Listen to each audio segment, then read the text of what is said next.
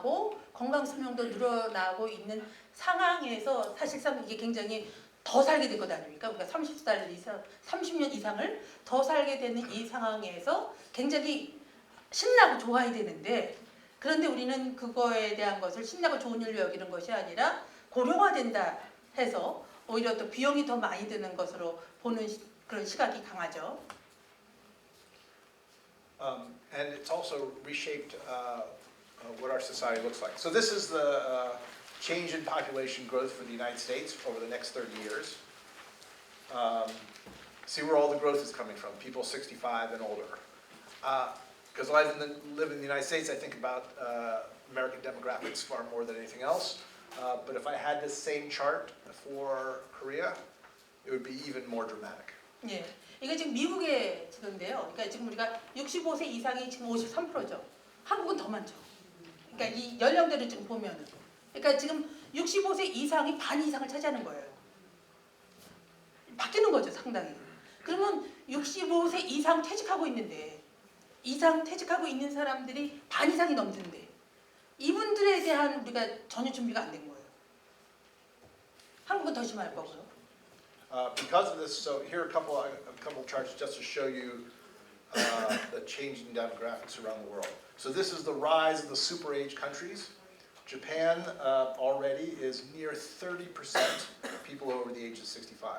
And I think in the last 6 months, they announced that more than 10% of their population is over the age of 80. Age 80. 80, 오케이. 이게 이제 전 세계적인데 우리나라는 아직은 초고령화 사회는 아니에요. 예, 그러니까 지금 이렇게 보면 초고령화 사회로 넘어가고 있는데 일본이 80세 이상의 인구가 10%가 넘는다고 합니다. So interestingly enough, South Korea and the United States actually aren't at the top, but South Korea is certainly heading in that direction. The United States heading in that direction a little bit slower. 예, 그러니까 한국은 요보면 중간 정도에 있지만 미국보다는 좀 빠른 상황이고 미국보다는 좀 연령이 좀 더 긴 상황이긴 하죠. Yeah, and fundamentally, a country that is 30% people over this age of 65 has to think differently about everything from work to education to healthcare to how do we ensure that an aging population is not just alive but productive. 그러니까 우리가 초고령화 사회에서, 그러니까 지금 우리가 50% 지금 80세 이상의 사람들이 늘어나고 있는 상황에서 우리가 지금까지 했던 교육이나 헬스, 건강이나 이런 것들을 어떻게 해야 될까? 지금까지 해오던 대로 해야 되는 건가? 어떻게 바꿔야 될까? 이런 연구와 이런 얘기를 우리가 점차적으로 시작해서 우리가 그 시대니까, 우리가 그 세대니까 준비를 해야 되는 시점에 있는 거죠. So we talk about the 100-year life. My friend Andrew Scott, who's a professor at the London Business School, wrote a well-known book called The 100-Year Life. And the 100-year life is here. I mean, the change in the number of people who live to 100 is extraordinary. In 1963, just to date myself when I was born, the idea of living to 100 was very rare. We're talking a few thousand people in the United States and a few thousand more around the world. But by now, we're close to 100,000 people around the world, and that's going to be, by mid-century, 400,000. There's actually, why don't you go ahead. 지금 100세 이상의, 전 세계적으로 100세 이상 사는 사람들 보니까 우리가 50년 된 요 정도 작았는데 24년대 좀 많아졌죠. 2050년에는 굉장히 많아지죠. 예, 이분 지금 얘기하는데 63년생이네요. 나보다 한 살 아래예요. I was born in 62. You're making a joke. So in fact, when I was young, in fact not that young, there was a weatherman on the most famous weather reporter in the United States, a guy named Willard Scott on the Today Show. And one of the things he did, he was actually not so good on reporting the weather, but he had a nice folksy character. And he celebrated everyone who turned 100. And he'd do a little piece on the Today Show for everyone who turned 100, and happened once a month. It was a cute little thing. And he finally had to stop because so many people were turning 100 that he couldn't keep up with it. 예, 지금 아마 그 날씨 예보관이 있었는데 투데이 쇼에 참석해서 자담을 하는데 일기 예보는 잘 못했지만 이 사람이 잘한 거는 100세 이상의 사람들을 만나서 인터뷰하는 게 많았는데 갑자기 그 쇼를 그만뒀대요. 너무 많아져서. So I spent a lot of time talking about life expectancy, which is obviously growing around the world, but because actually I spent a lot of time thinking about the fact why it's not growing enough in the United States. 예. So here is the United States versus South Korea in terms of life expectancy. So when I was born in 1963, I could have confidently lived a lot longer than people in this room. So this blue. Blue is the United States. Okay. Purple is South Korea. Mm-hmm. So of course, right after the war, not surprising there was a huge discrepancy. But even when I was born, and even when I lived in Korea in 1976, I could reasonably expect to outlive the average American. Let's say I'm the average American, could reasonably expect to outlive the average Korean by a number of years. 네. 그러니까 지금 한국과 미국을 지금 기대 수명을 비교하고 보면은 한국은 굉장히 높이 올라가고 있죠. 미국은 그래서 사실상 이 기대 수명과 건강 수명의 면에 있어서 미국이 굉장히 취약해요. 그래서 이분이 한국에 1976년에 3년 동안 살았대요. 아버님이 미국 대사관에서 일을 해서. 그래서 그때까지만 해도 자기가 이 기대 수명은 이 다른 사람보다는 좀 앞설지 않을까 이제 이런 생각을 할 수 있죠. 그런데 우리가 두 나라를 비교하다 보면은 미국이 상당히 취약하죠. So one of the questions, of course, is why for us is why does life expectancy advance for virtually every country in the world except for the United States? And in fact, that's the number from 2020. It's actually lower because of COVID and hasn't returned yet to that level in the United States. 이 두 나라를 비교해 보면 다 선진국이 후진국에 비해서는 기대 수명이 높아요. 그런데 이게 한국이랑 비교해 봐도 미국이 낮아요. 그러니까 질문하는 거 왜 다른 선진국에 비해서 미국 사람들이 오래 살지 못할까? 이게 우리가 20년을 보면은 한국은 83세인데 미국은 78세예요. 왜 그럴까? 그 질문을 던져준다고 합니다. And just to give even more perspective, it's not just the United States or South Korea, long-lived countries. And I'm actually traveling this is part of a larger trip where I'm going to go to Japan, Singapore, South Korea, Spain, and Italy, countries that are living much longer than, say, the United States.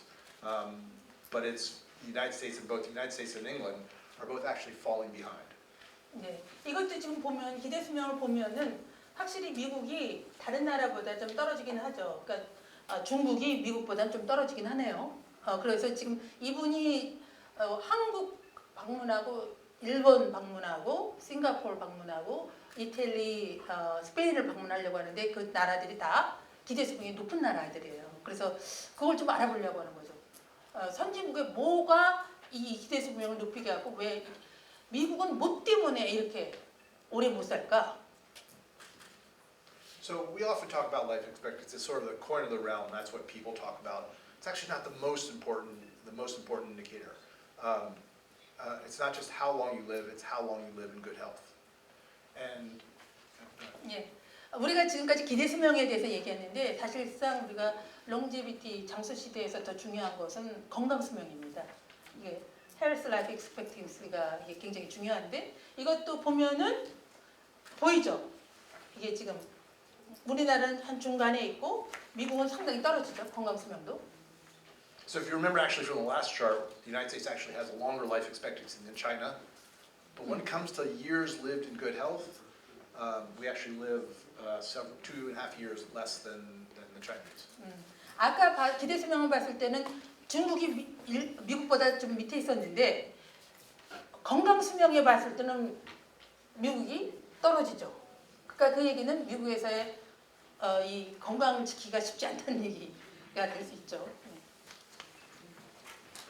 So these are the years of poor health. So I'm going to live, if I'm the average American, I'm going to live to about 78.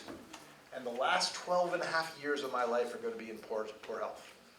I'm 60, that my average life expectancy of good health is only 6 more years. It's not exactly terribly promising. And think about the consequences for society. It's not only that we live shorter lives, but we live fewer productive lives, and we have much higher healthcare costs because we're in poor health. 네. 지금 이분이 60세인데 지금 기대 수명이 우리가 기대 수명대로 한다 보면은 적게 좀 살면서 그러면서 건강 이런 것도 굉장히 비용도 많이 들고 이것이 이제 이렇게 건강 수명도 낮고 기대 수명도 낮고 우리가 지금 100세 시대로 가고 있는 전 세계적으로 이런 흐름 속에서 그것이 이제 시사하는 바가 뭐냐 하는 걸 좀 질문하고 싶은 거죠. So the fundamental question, really, I think, for healthcare, and that healthcare is generally thinking of people when think of healthcare, they think of doctors and hospitals, but health takes place outside the doctor's office. Experts on this in the United States estimate that healthcare only accounts for about 10% of longevity. The other 90% is stuff that happens outside the control of the medical system. And the fundamental question is how can society reduce these years of poor health and really work towards a 100-year life that matters. 그래서 우리가 헬스케어 시스템이 굉장히 중요해지긴 한데 우리가 기대 수명보다 더 중요하게 건강 수명을 얘기하려고 하는 이유는 미국 같은 경우에는 건강 수명이 상당히 낮다는 얘기는 사람들이 건강이 좋지 않다라는 거죠.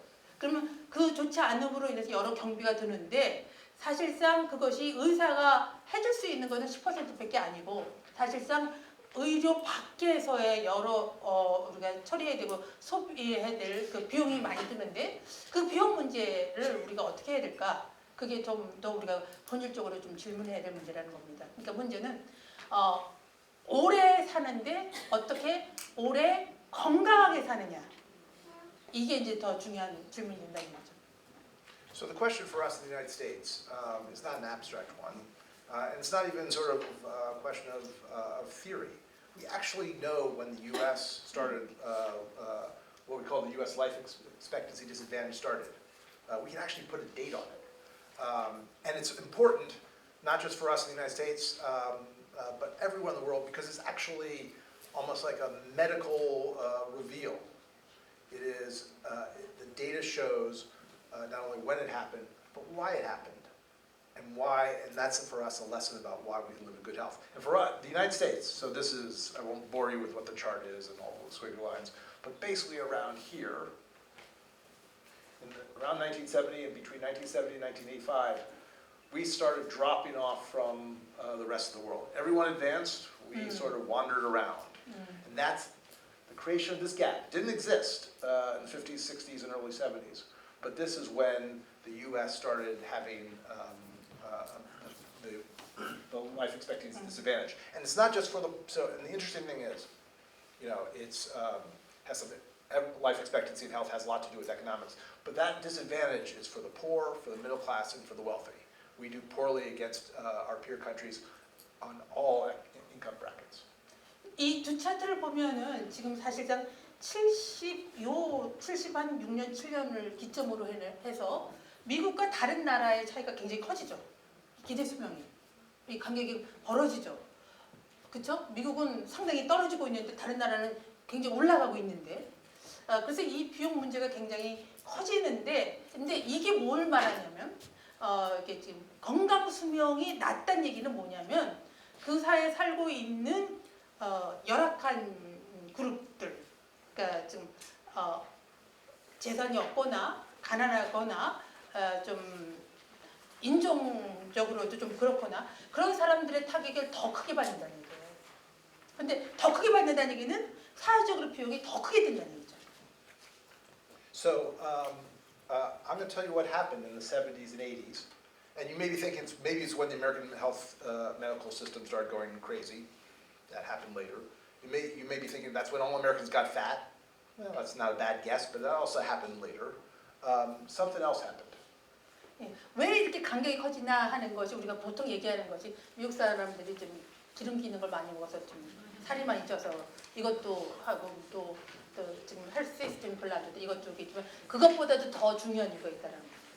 So I'm going to tell you three stories, which really summarizes everything I think about what matters in terms of life expectancy. And it starts with a book called Bowling Alone by a guy named Robert Putnam. Has anyone ever heard of Robert Putnam? I'm actually curious. 예, 그래서 이제 미국이 왜 선진국에도 불구하고 다른 선진국에 비해서 이렇게 건강 수명이 낮을까? 그래서 그 이유를 찾아본 게 이제 이 사람이 이제부터 설명하려고 하는 거예요. 이게 굉장히 중요한 측면이죠. 이게 이제 그걸 설명할 때 이 책 볼링 그린 들어보기만 했죠. 예. So I'm going to take it from that people don't know Putnam in the book Bowling Alone, which is No. good because I can tell you about it because it's a great story. Okay. So Robert Putnam is a Harvard political scientist, and his story of Bowling Alone begins with a chance encounter he had with a bowling alley owner. So he went to a bowling alley, I think presumably in Massachusetts, and he started talking to the bowling alley owner, and